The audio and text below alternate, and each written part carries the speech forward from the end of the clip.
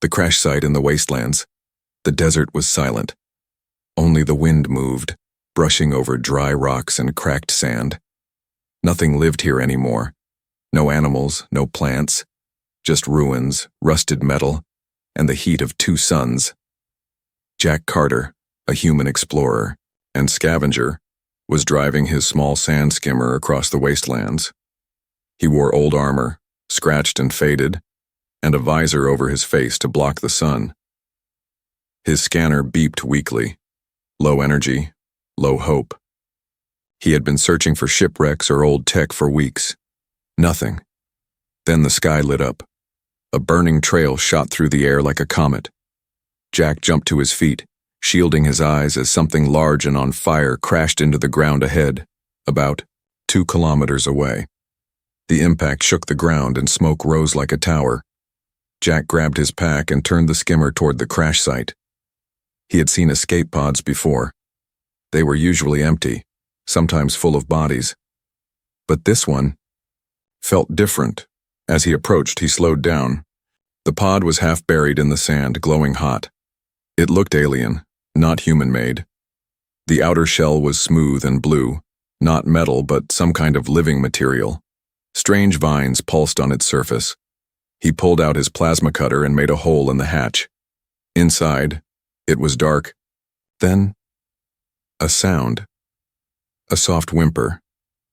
Jack froze. He leaned closer and saw movement. A small figure, curled up in the corner. It had glowing blue skin, big silver eyes, and tiny hands clutching a glowing cloth. It looked like a child, an alien child. It stared at him, shaking. Jack spoke softly. "It's okay. I won't hurt you." The child didn't answer, but it didn't run either. He reached in slowly and picked it up. It was light, maybe 5 or 6 years old by human guess. It held onto him like it had no one left. Then his wrist scanner started to flash red. "Hostiles approaching," the voice said. "Movement detected. 10 life forms. Range, 300 meters. Jack looked up. Dust was rising in the distance. Something was running toward them. "No time," he muttered. He wrapped the child in his cloak and ran to the skimmer. As he jumped on, the engines roared back to life. The child clung to his chest, trembling. Behind him, shapes were coming closer. Dark, fast, and many-legged. Wasteland hunters. They followed. Blood and sound. The skimmer flew over dunes, bouncing roughly. Jack looked back. The creatures were getting closer. Too close. He turned sharply into a canyon, hoping to lose them in the rocks. The child cried out, a soft alien sound.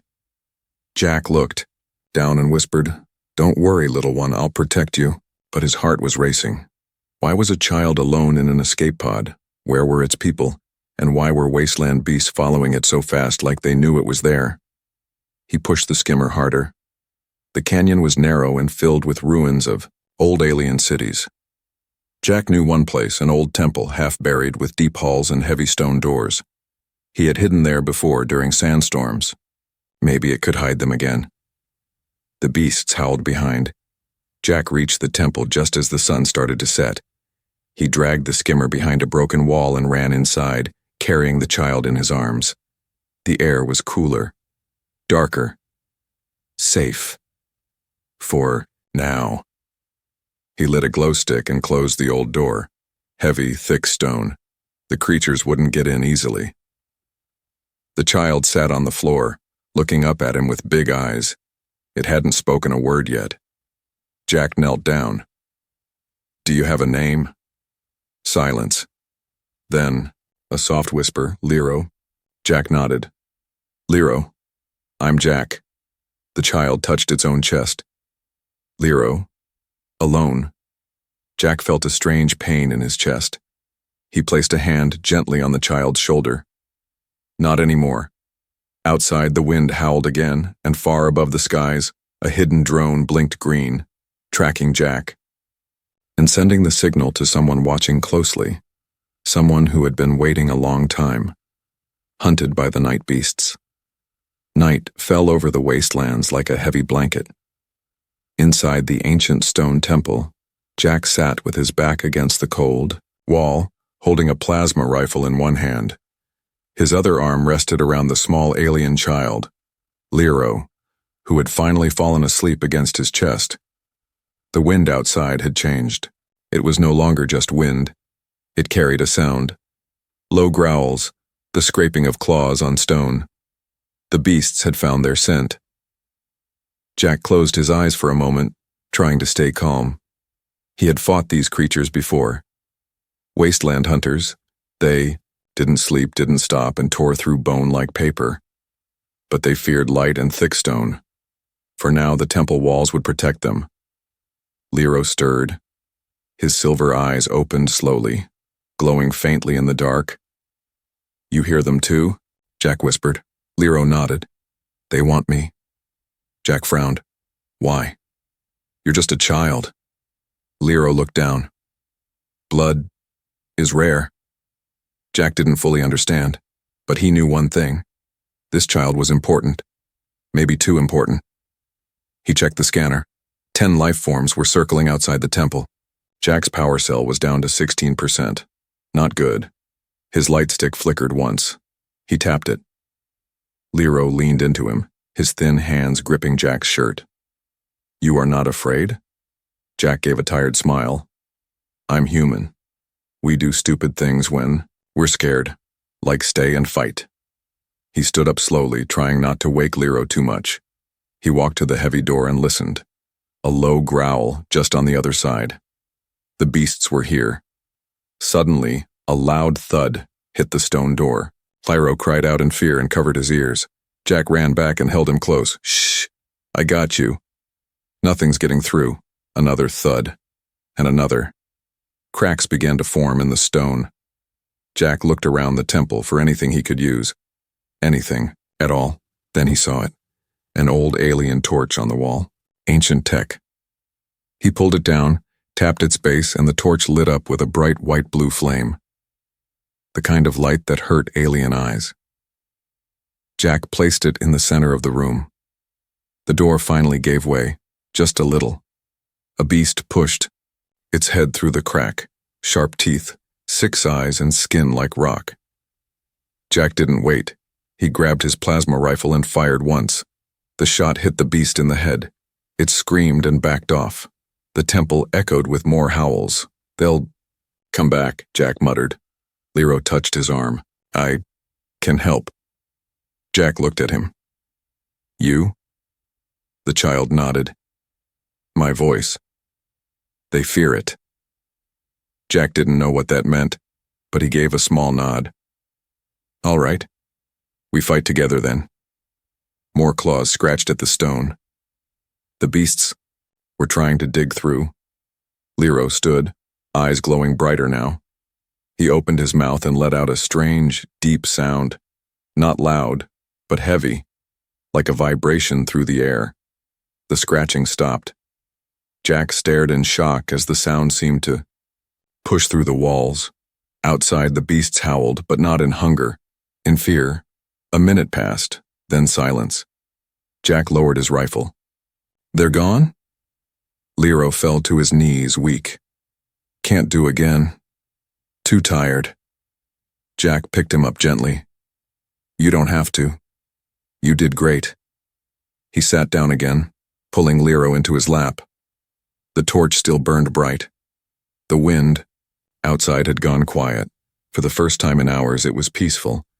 Jack looked down at the child. "I don't know who you are, Lero, or why they're after you, but I promise I won't let them take you." The child looked up at him. "You protect me, like father." Jack didn't answer at first. Then he said quietly, "Maybe I am now." Far above the wastelands, in orbit, a cloaked ship received the same signal from the drone. A tall alien woman stood in silence watching the hologram of Jack and Lero. Tears formed in her eyes. She whispered, "My son, he's alive." And the human who held him, he would soon change everything. The widow's desperate search queen. Virel stood alone on the balcony of her dark palace. The twin moons of her homeworld, Zeroth, cast a cold light over the marble towers. Below, The people sang not for her, but for her dead husband, King Thalan, the warrior king, the hero. But now he was gone, and so was their child. The royal council had told her coldly, "Your son's escape pod was never found. You must accept he is dead." And with no child, they said she had no right to rule. A widow alone, a queen in name only. Varel's hands clenched the stone railing. "They think I am weak," she whispered. "But I will not bow." She had sent search ships across 10 systems, hidden drones to every border, spies, scouts, signals, all looking for a single spark of hope, for Lero, her son. The last of the royal bloodline. Suddenly the silence broke. A soft ping echoed from the control crystal on her wrist. Her heart skipped. A new signal. She ran inside her chamber, long black robes flowing behind her. The signal came from a deep scan, a drone on the dead planet Ragnar 4. Long abandoned. Hostile. But the drone had found a life signature, one matching Lero's blood, and someone was with him. A human. Varel stared at the small image, blurry, but clear enough. A tall human male, holding Lero like he was his own child, protecting him. She didn't know the man's name, but she felt something strange in her heart. Warmth. Hope. "Prepare the royal cruiser," she commanded. Her voice shook, but it was no longer from grief. "We go to Ragnar 4. Meanwhile, back in the temple, Jack sat near the old alien torch, checking Lero's breathing. The child was resting. Safe, for now. Jack still had questions. Why? Were those beasts so focused on Lero? Why did the child's voice drive them away, and why did he feel connected? He looked at Lero, who was curled up in Jack's coat, whispering softly in his sleep. "Mother, I'm cold." Jack sighed. "Where is your mother?" On the royal cruiser, Varel stood before a long table with her loyal guard commander Varn. "You plan to land yourself?" he asked, shocked. "My queen, that planet is a death zone. Let us go instead." "I will go," Varel said. "He has my son." Varn looked unsure. "He's human. What if he harms the boy? What if this is a trap?" Varel stared at the hologram of Jack holding her son. "Look at the way Lero holds him. That is not fear, that is trust." "But I am not asking," she snapped. Varn bowed quickly. "Yes, my queen." Hours later, the cruiser entered Ragnar 4's orbit, hidden behind clouds and cloaking systems. Varel stood in the center of the command room as her ship scanned for life signs. Then, lock found. Her heart beat faster. Dropped to surface. "Level. Prepare landing pod." She closed her eyes. "I'm coming, my son." Deep below, Jack stirred. His scanner beeped again. New life form detected. Above them. Moving fast. He stood and looked at the night sky through a broken part of the ceiling. A shape was descending, sleek, smooth, and glowing. A ship. Alien, but elegant. He picked up Lero. Time to move. But Lero woke and looked up, his silver eyes filled with emotion. "Mother." Jack froze. "You know that ship?" Lero nodded, tears falling. "She's coming." The landing pod touched the ground in the canyon outside the ruins. Varel stepped out, her armor shining like the moonlight. Her long hair flowed behind her like a cape. She saw the human standing nearby, dusty, injured, holding a bundle in his arms. She walked forward slowly, her voice cracking. Is it him?" Jack looked at the boy. Lero smiled weakly. "Mother." Varel dropped to her knees. "Lero." She opened her arms and Jack carefully placed the child in them. Varel held her son close, weeping silently. The queen, once strong and cold, now broken and whole at the same time. Jack turned to walk away, but her voice stopped him. "Wait." He turned. She stood slowly, Lero still in her arms. Her eyes locked on Jack. "You saved him. You held him when I could not. You protected him when the world wanted him dead." Jack shook his head. Anyone would have. No, she whispered. Only a protector would. Then she said something that shook him. By royal law, you belong to us now. The journey through no man's zone, the sky above Ragnar 4 turned deep orange as the sun began to rise. Carter stood at the edge of the canyon, watching the alien cruiser slowly rise into the clouds. Queen Varel and her guards had taken Lero back to the royal ship, but not before she made a shocking declaration. You are now bound to us, she had said. Our laws demand a life debt. You are part of our house. Jack didn't even know what that meant. All he had done was save a child, but in alien culture, small acts could carry powerful meaning. Now Jack had a new mission, to follow them to the capital of Zeroth and stand before their royal council. Not as a soldier, not as an enemy, but as a protector of royal blood. There was just one problem.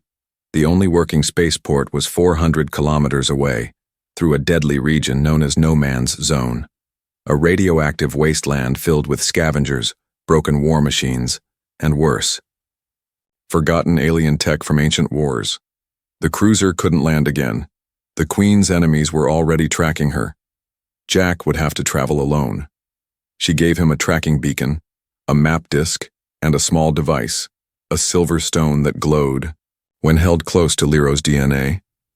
If you carry this, she told him, the palace will open its gates for you. But beware, others will sense it too. Jack nodded once. I've come this far, I'll finish it. The desert heat rose again as Jack stepped into the first ruined zone.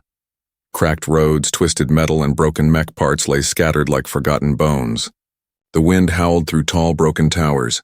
He rode an old hoverbike the Queen's team left for him, patched up, noisy, but fast. His visor scanned ahead. Radiation, mild. Threat level, unknown. Signal from Varel's cruiser, fading fast. Jack pressed on. Hours passed. Suddenly, a shadow crossed his path. Jack looked up.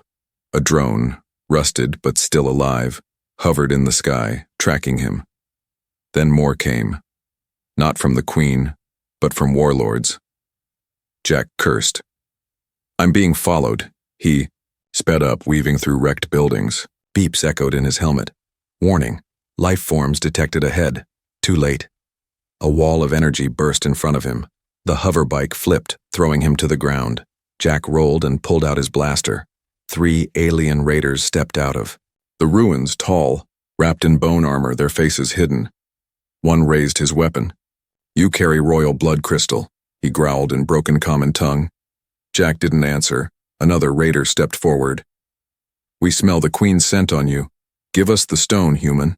We won't ask again. Jack raised his weapon. I don't care what you smell. I'm not giving you anything. The first raider smiled. So be it. They charged. Jack dove behind a broken vehicle and fired. The plasma bolt hit one in the chest, dropping him. The others fired back, shots burning. Into metal. Jack ducked, counting seconds between reloads. Then something strange happened. The silver stone in Jack's pocket began to pulse, bright and hot. He pulled it out. The moment the light touched the ground, everything went still. A deep thrum echoed through the earth. The raiders froze. No, that's impossible. Ancient symbols glowed on the walls nearby. Long dead alien tech reacting to the blood crystal. Jack stood slowly, holding the stone out. The ruins began to shift. From beneath the sand, a hidden gate opened, revealing a tunnel, clean, sealed, and untouched by time. The raiders backed away. Run, one whispered. He walks with the royal dead. Jack stepped into the tunnel, not looking back. The gate closed behind him. Inside, the tunnel lit up with soft lights. Old air flowed through the vents. Screens showed maps of the region, safe paths, secret exits, old weapons caches. This was no random ruin. It was a forgotten royal escape route meant for royalty during war. Jack realized the truth. Lero wasn't just any child. He was the last heir of a long-buried bloodline, and the galaxy still remembered that blood. At the far end of the tunnel, Jack found a working transport pod, still fueled. He climbed in and activated the controls. The pod shot forward through the ancient underground rail. Jack looked down at the glowing crystal in his hand. It pulsed once. Somewhere far ahead, he felt Lero's presence. The child was waiting, and someone else was watching. In the shadows of Zeroth, an old enemy of the royal family had learned of Jack's journey. She sent him? The enemy hissed. A human? He slammed his fist down. Then I will meet him at the gates. When mother and son reunite, the royal city of Velmora stood high in the mountains of Zeroth, hidden behind golden towers and ancient shields. It was a place few outsiders had ever seen. It was a place of history, pride, and secrets. But today, that city waited for someone very unexpected. A human. Jack Carter's transport pod rose from a hidden tunnel deep beneath the palace. As the hatch opened, golden light spilled in. He stood slowly, dust-covered, armor cracked, the silver blood, crystal still glowing in his hand. At the far end of the chamber stood Queen Varel. She had changed, dressed in her full royal robes, crown shining, but her eyes filled with emotion, and beside her was Lero. The child let out a cry and ran forward before anyone could stop him. Jack! Jack knelt down just in time to catch him in a tight hug. There you are, kid. I told you I'd find you. Varel stood frozen. Her son, the last royal heir, was safe. Not because of her warriors, not because of her power, but because of this human. She walked slowly toward them. Jack looked up. There was silence in the chamber. Only their breathing. Varel's voice was soft. You brought him home. Jack nodded. He never stopped hoping for you. She dropped to her knees, reaching out a hand. Jack gently placed Lero in her arms. The boy leaned his head on her shoulder. Mother, I missed you. Tears rolled down her cheeks. And I never stopped searching. In the halls above, the royal council watched from a high window. The old advisor, Lord Vexel, turned to the others. This is unacceptable. A human entering the sacred heart of Velmora, touched by the royal child, embraced by the queen herself, another counselor whispered. What if the people accept him? Vexel narrowed his eyes. Then we lose power. We must remind the queen what tradition demands. Back in the chamber, Varel stood with Jack beside the sacred flame. Her voice was firm now, royal again. Jack Carter, you are now a protector of the crown. By blood and law, your life is forever tied to mine and to Lero. Jack frowned. What does that actually mean? She looked at him, her eyes sharp. It means you cannot leave. Not without breaking a bond written in our planet's oldest code. You saved royal life. Now your life belongs to us. Jack blinked. Are you saying I'm part of the royal family now? Lero nodded happily. You're like my father. Jack looked at Varel. And you? She paused, then spoke gently. By our law, I am now your queen, and your companion. The word hit him like thunder. But I didn't. She stepped closer. I did not ask for this, but law is law, and I will not turn away the man who held my son when I could not. Later that evening, Jack stood on the palace balcony, looking over the glowing city. Airships flew quietly over the mountains, and alien birds sang from crystal trees. It was beautiful, peaceful, and completely unfamiliar. Lero ran up beside him and tugged his coat. You'll stay, right? Jack smiled. For you, I'll try. He looked up at the twin moons rising. He missed Earth. He missed the simple life of scavenging, fixing things, being no one special. Now, he was someone important. Behind him, Varel approached. She was quieter now, her royal mask lowered. He hasn't smiled this much in years, Jack nodded.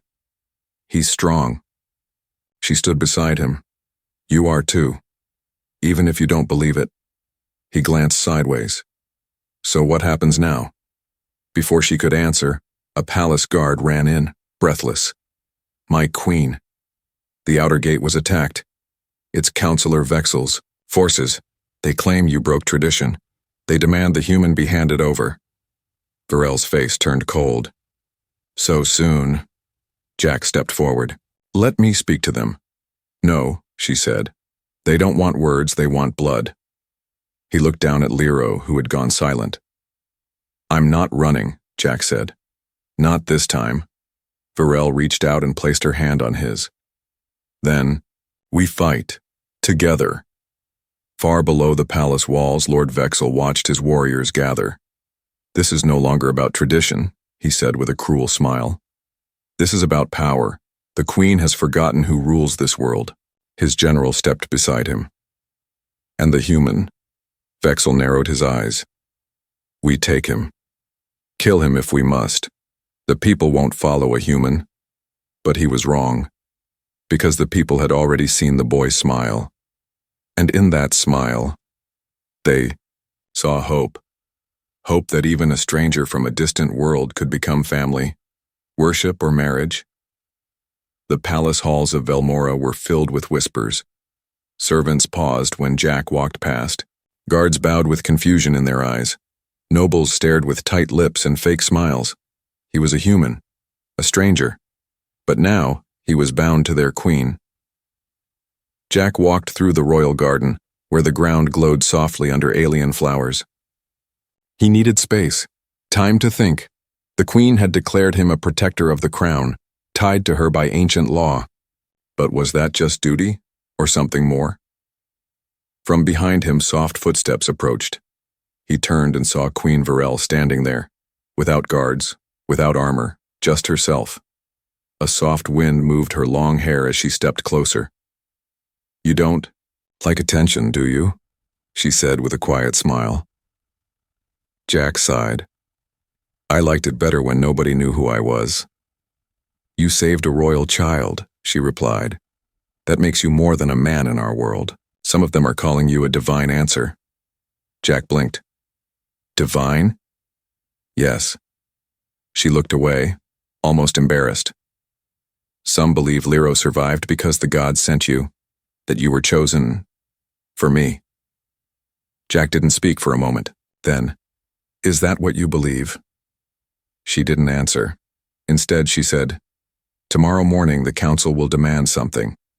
They will ask if our bond is real, not just law, but spirit. They will ask if I have taken you as my consort. Jack stepped back. Wait, consort as in, yes, she said softly. Husband, in every way. Silence fell between them. Jack's mind raced. He had come from Earth. He was just a scavenger, a nobody. And now, he was being asked to be part of an alien queen's life? Forever? Didn't ask for this, he whispered. Neither did I, she replied. Then she stepped closer. But you held my son when I could not. You stood between him and death. You crossed a dead world alone, and now my people look at me with hope in their eyes. Not because of who I am, but because of you. Jack stared into her glowing eyes. What if I say no? She nodded. Then, I will protect you still. You will not be punished. You will be free, but I will face the council's wrath alone. And Lero, she smiled sadly. He will always remember the man who carried him through fire. That cannot be erased. Jack looked at the sky. Was this worship? Was this duty, or was something real growing beneath it all? That night, the queen held a private dinner. Only 3 people were present, Varel, Jack, and Lero. The child sat between them, happy, safe, eating glowing fruit and laughing. Jack couldn't take his eyes off him. The queen poured 2 small crystal glasses and handed one to Jack. A drink shared before dawn, she said. It is our oldest ritual. Not a wedding. Not a bond. Just a truth. If 2 hearts are close, the drink glows. If not, it stays still. Jack held the glass, unsure. Your choice, she whispered.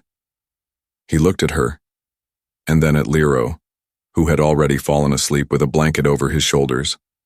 Jack raised the glass. As he sipped, the drink shimmered in the air, just for a moment.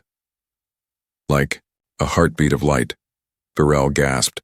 Jack looked down. What does that mean? She smiled quietly. That your heart speaks, even if your words don't. At sunrise, the great hall filled with nobles, warriors, and council members. Lord Vexel stood in the center with a cold smile. My queen, he said loudly, we demand proof. Is your bond with this human real, or is he only a tool of your grief? Gasps filled the room. Varel stepped forward. Her voice rang like thunder. You insult my son's savior. You insult my vow. Vexel smirked. Then prove it. Take him now, as consort, as king bond, or step down as ruler of Zeroth. All eyes turned to Jack. He looked around. Nobles stared. Soldiers waited. Even Lero stood at the side, watching with wide, worried eyes. Varel turned to Jack. I won't force you, she said quietly.